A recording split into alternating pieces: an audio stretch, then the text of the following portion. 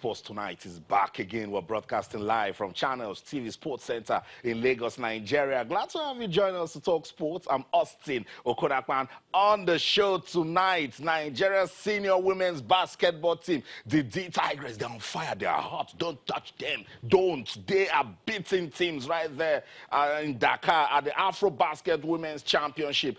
Today, 67 points difference against Cameroon. They didn't apply the fair play rule. No, they just went out and said, look, we are the defending champions. You come close, we beat you. They're showing signs that they want to retain the title they won at the last edition. We'll talk about the Women's Afrobasket Championship on the show tonight. We'll continue our look at the development of table tennis in Nigeria. Remember, Aruna Quadri over the weekend retained his title at the Nigeria Open. He did it in style after beating his Austrian opponent 4-2 in the last game. Aruna Quadri got the crowd shouting, He was looping the ball. He wanted to win in style, and he did just that. And he says it's good for the country for us to prove our dominance in the sport, particularly in Africa. But it's like, I don't know, Quadri won't be going to the African Games, because I spoke to him, and he says, look, I don't feel too good. Let's see if the country can do something before the African Games. We'll talk about Nigeria's preparation for the African Games. Table tennis will have 10 players, 5 male, 5 females already announced. We'll listen to some of the top table tennis players in the country and see how ready they are for the African Games. We'll talk about that one big time on the show tonight. I'll continue to take a look at what's going on at the 2019 International Handball Federation Under 19 Championships. I've been giving you that beautiful story of how Nigeria is competing, though not winning, but learning valuable lessons, getting the right exposure, giving the federation, the coaches more reasons to work hard, because achieving success in sports is not short-term. No, it's a long-term planning. It's long-term work. So I like the fact that they are competing. I love the fact that there are lessons in it for that one, talking about the development of handball in Nigeria. We'll talk about it. Still on table tennis, we've been talking about Aruna Quadri. We've been talking about Bode Abiodun. Oh, wow, we've been talking about Segun Toriola almost forever. These guys are getting old. What's the future of table tennis in Nigeria? I'll drop names on the show tonight, so you see some of the guys that likely take over from Aruna Quadri, walk with us on this journey. You will love it. Over the weekend, we saw action in the CAF Champions League, in the CAF Confederation Cup. First round action. What a story. Kano Pillars. In front of that crowd, you don't lose. No, how would you go home to sleep? So they had to dig deep. They fought to beat Ashanti Kotoko by 3-2. We'll review what went down in that one. We'll also let you know what am I talking about? The English Premier League return. And the big boys say, they think they can just play football and don't talk about me. I told you the VAR is back. Get ready. Brace up for drama. More drama. Some coaches are already saying, what is this? What is this? We don't want it. We don't like it. Hey. The VAR is here to stay, and we love it so much. I love the fact that it's being used in the English Premier League. I told you last week that Arsenal fans said they won't cheat them anymore, that when they consider a goal that they don't like, they will run to VAR. We'll talk about the English Premier League tonight on the show. We'll talk about the UEFA Super Cup fixture. That should also get you talking. And, of course, whatever is going down in our world of sports that you want to talk about, don't forget, we're monitoring that bid that Nigeria put to host the FIFA Under-20 Women's World Cup. It generated loads of talking points. Even in the studio, it was very hard. My analysts, they said, look, Austin, don't tell us. They even told me it's not a bid, but hey, the federal government of Nigeria says they're endorsing that bid, and the federal government says they're in full support, 100% support for Nigeria to host the competition. I've sampled opinions. It would be good for the country to actually host that competition, because the last time we did a FIFA event was in 2009. That's a long time ago, and hey, this is Nigeria. So I want it to come. The NFF says it will be good for the development of women's football in the country. I've ticked that. I know it will do good for infrastructure development, because it's now a race against time for some states to actually complete renovation work. I love the work going on at the Teslim Balogun Stadium. There's another one going on at the Onikon Stadium. By the way, it's one of the proposed venues for the actual match. So you see, when we have competitions like this, it's like, but okay, come on, let's do it. I didn't say it's fire brigade approach, but we just do it. And after the competition, what's next? So let's see if we're going to do things differently this time around. We're waiting for FIFA to give their final analysis of the first phase of inspection of those venues. It will get us talking also on the show tonight, Sports Tonight, on your award-winning, sports-loving channels, television. Come, let's play. For the love of the game, tell somebody to tell another person that you're about to have the best 45 to 50 minutes of your time watching television. What are you talking about? Let me tell you this beautiful story about the Tigress. They are the Afrobasket Women's Championship right there in Dakar, Senegal. They've already recorded 2 victories. Tunisia came, they said, step aside. Today they showed Cameroon what it means to suffer heavy defeats. Talk to us on this show. On Twitter, channels_sports, Facebook channels, I think sports. You can send us an email. Yes, you can. It's Sports Tonight at channelstv.com. What are you talking about? Are you a fan of the English Premier League? Let's talk sports. Do you love women's basketball? Let's talk sports. Are you also a big fan of table tennis, particularly the way it's played in Nigeria? Let's talk sports. So much is going down. You love Nigerian football? We've got 4 representatives competing in continental action. Mixed tales. Yeah, it went well for some, it wasn't good for others. But hey, it's football where anything can happen. That's the outlook of the show, Sports Tonight on Channels Television. Let's talk sports. The Wednesday analysts, they're here with me. Let's welcome Joseph Mukuzi. Joseph, it's good to have you on Sports Tonight. It's a privilege to be here, Austin. Great result for the Tigress. Fantastic result, Austin. Blazing from all cylinders, showing that they are really bent on retaining their title.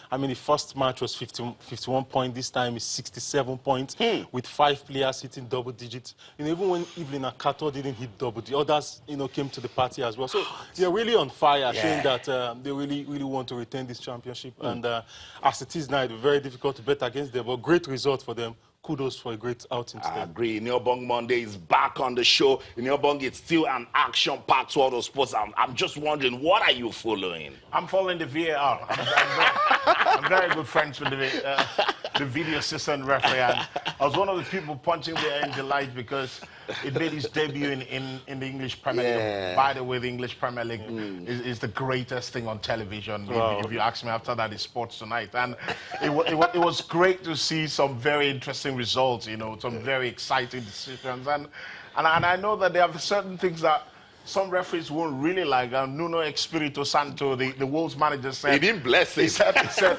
let's not spoil the game. Fans come to the stadium to celebrate goals, not to celebrate the cancellation of a goal. I mean, with the VAR, sometimes it will go in your favor, sometimes it will go against you, but it's here to stay. So Nuno Espirito Santo, get your boys ready because there's more. It is going to be a racy, pacey season in the Premier League. I like that.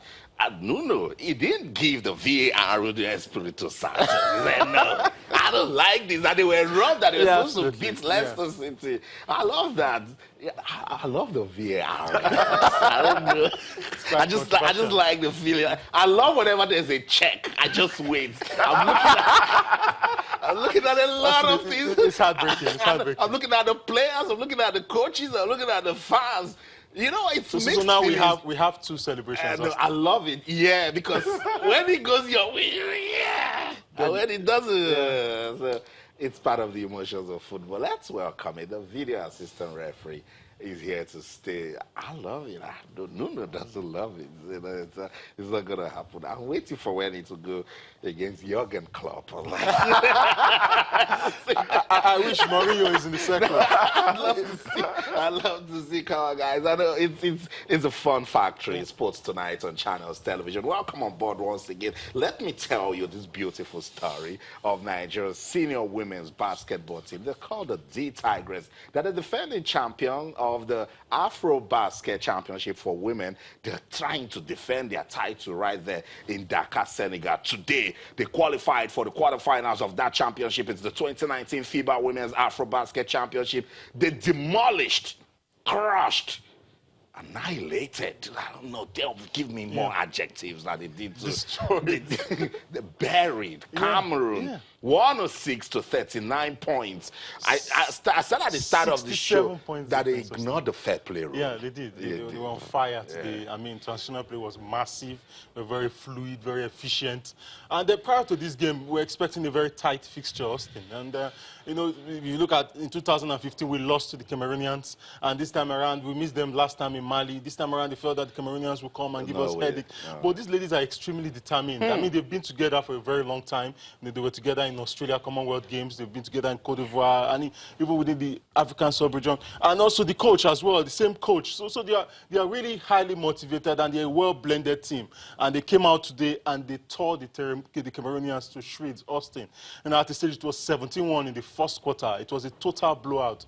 I'm not sure FIBA saw this coming. I'm not sure the Afrobasket saw this coming.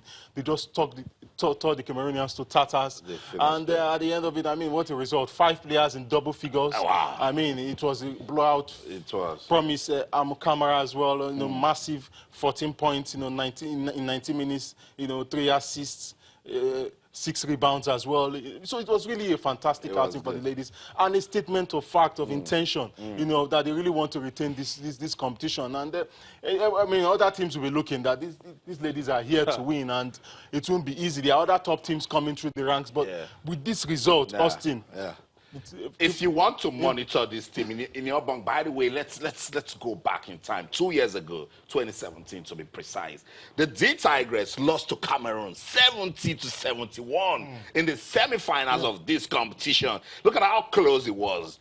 2 years after, we're talking about 67 points different. That's a team that is developing. Obviously, it's progress, and I mean, when you look at what the Tigers have done in this competition, you get very excited because it's not just a fluke. It's a progression that has been on for a couple of years. Remember, they were at the World Cup, got to the quarterfinals for the very first time. And when you see this team, it's so much class, it's so much desire, so much determination to go out there and achieve something quite extraordinary. When they took apart the Tunisian girls, everyone said, Tunisia, they're not quite a big name on the African continent. Cameroon have come, and they've absolutely taught them a basketball lesson. And it was great to see the girls show real grit, real desire, and you could see the fire in their eyes, excitement in their game. And what they're trying to tell the rest of the African continent is, we're not stopping here. We're not going to take our foot off the pedal. We'll keep going. We'll keep going. And the goal, I know, in the long term, is to do well at the World Cup. You know, get to the semi-final, get to the final. That's where they're looking at it. And also, we're very proud of this development. We're very proud of what the Tigers are doing for us. And we hope that they do not get sloppy.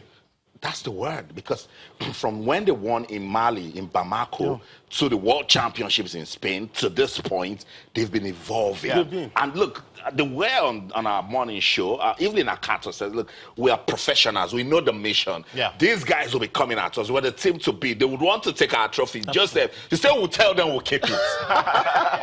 And what a way to make that statement, Austin. You know, blasting teams, making them look like, more like a training session. I mean, how can you beat the team with 67 points difference? You know, it's almost as if they don't belong to the same pedestal at all. It was a blowout. I never saw that coming. And it's a statement of intent. And I'm sure the likes of Mali, who will be looking to, you know, upstage Nigeria, and other teams as well. Senegal as well as host. It's a very hostile venue, Senegal. You know, so it won't be easy, but I'm sure victories like this tend to strike fear in the hearts of your opponents. They look at it and they know that they are not just up against a team that, you know, Evelyn Akato team. They have other players. So even if she doesn't come to the party, the other players are well. I mean, she didn't hit double figures today, but 5 other players did. And this is very, very massive. So we have options. We have options. And that makes Nigeria, the Tigress, a very, very formidable team. I agree. So let's show some love to the Tigress tonight. These beautiful ladies, they're sweet, doing fantastic things for the country in Dakar, Senegal. Let's send our goodwill messages to them. Yeah, they've qualified for the quarterfinals. And I look, well, say whatever. I'm a Nigerian. Where else will I root? The Tigress. Let's talk to them tonight on the show. I know very well that Sarah will go, okay, watch this show. Evelyn Akato, they watch this show. They love this show. Even the captain, Alonu Adora. So I'll read your messages. Talk to us. Let's show love to the Tigress on Twitter, channels_sports, Facebook, channels IFA Sports. They've done fantastic things. We should tell them we love them and we appreciate them. Let's talk about the IHF, that's the International Handball Federation, under 21 championship. So for me, from under, let's say 13, yeah, that's the age grade for the Channels International Kids Cup. 13, 14, 15, 16, 17 to 21. For me, is developmental. So anything that happens at that, if it's fantastic, hug the guys and say, sustain the momentum. If it's not, just say to yourself, they will get better because that's what we want. I'll run through Nigeria's results at the IHF under 21 championships. They lost their first match to Bahrain, 36 to 28. Lost their second match to Macedonia, 34 to 37. It was close. Lost their third match, 35 to 22 to Denmark. Lost to Japan, 30 to 35. In Yobong, you see they're trying to come up. They're trying. It's handball. We left it for a long time. New board came, said, look, we have to get it right. And we don't just want to jump to the senior men's national team. In Yobong, they said they need to go back. They lost their final match to Argentina today by 30 to 22. But hey, these guys will come back to the country with loads of lessons. For instance, the match that they lost to Denmark, what's his name again? Farouk Yusuf was the man of the match. And that is good motivation for him. Obviously, at this level, it's a steep learning curve for these youngsters. And also, we're always very excited when we get to the developmental stage and get it right. Because once you get it right at the developmental stage, you know that the future is very, very bright and very exciting. And it's great to see that these youngsters are getting an exposure, because we're always saying ensure that they get exposure at a competitive level, not just national competition, but international competition, meeting with other countries. And the aim at this level, I've always said it, I know Nigerians, we are winners, we love to win, but at this level, it's not about winning, it's about going out there to just expose yourself. It's about going out there to learn. It's about going out there to perfect your technique, to see other people do their things. Those lessons are things that in another 10 years, in another 15 years, these lads will remember and say, it was great that we went to this competition. It was quite exciting that we went there. We didn't win. We learned a lot. And it's great to see that handball is getting on the forefront of sports in Nigeria again, because that's what we want. We do not just want to talk about football and athletics and boxing. We also want to look at the sports that they're not very popular in my opinion, but we can put them out there and ensure that people are engaged in them. You know, youngsters are engaged in different, and not everyone will play football. Also. I never knew about Farouk Yusuf. He went to a competition, his team lost, but it made a difference. That's development, that's progress. So, and at this stage, guys, it's not just about the players. The coaches will learn something. The federation will learn something. You know, they will come back. They need to be around persons that will encourage them. What did we speak to on the show the other day that said it was about the encouragement that she gets? Tobiloba Amuson. It's not about winning. The persons around you that will say, hey, it's not the positive energy. Very, very key if you want to succeed. I mean, these lads, this experience is very massive to them. So many of them, it's their first time out of this country and playing with the best hands at that level. I mean, it's great exposure. I was just checking the difference against Bahrain, just 8 points, against Denmark, 3 points, against Denmark, 13 points, 5 points. The last game against Argentina, 8 points. So you realize that they're getting there. You know, there's no walloping as such, you know. So once they keep at it, they continue to play games. You realize that you close the gap because we're already behind. You know, realize that we left this sport for a very long time. And I mean, to be able to churn out these results, these close results, shows that if we put in a lot of time, effort, and necessary exposure, in no time we'll be talking of 2-3 points difference, and before you know it, we'll start beating them. The grassroots, that's what it is. You need to give attention to the grassroots. That's the story for handball, the lesson for the federation to say, look, these guys that are coming back from Macedonia, don't just say, oh, they just beat them. What are we doing with them? Let them just go. Let them go and they grew this. No, that's just, everything rises and falls on leadership. Exactly. You should be able to identify talent. You should be able to cheer them up to say, look, this is good exposure. There's a league. Recommend some of them into the league in your bong. Absolutely, because I don't think I've said it many a times that you cannot achieve anything sensational, anything monumental if you do not have a league structure and a very, very veritable league structure.